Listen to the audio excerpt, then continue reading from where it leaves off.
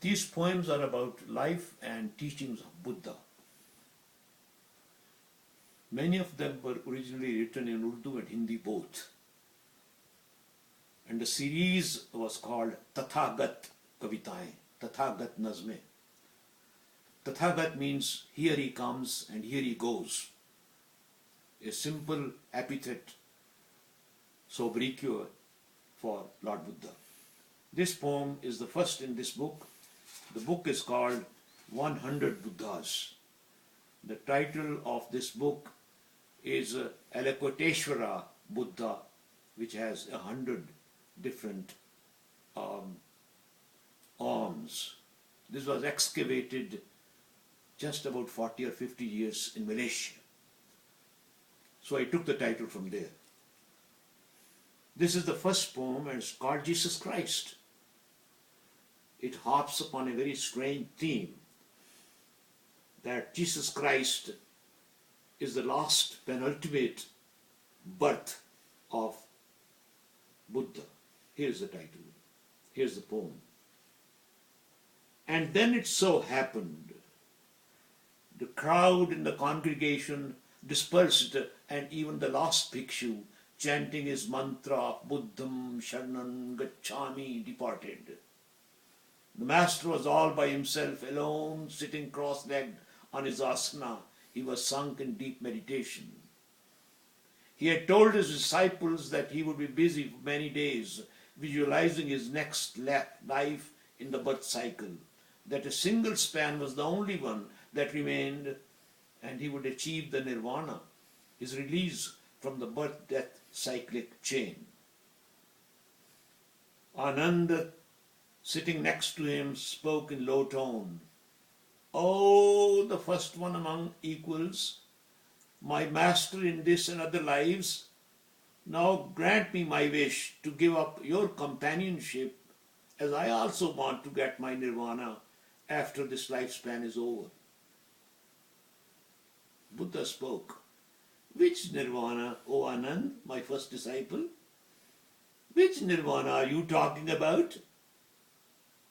Is it the same for which I, your master and mentor, have been tirelessly running? Have been tirelessly running from one birth to another, changing my paths evenly and alternately? Oh Anand, I have as yet not found my nirvana.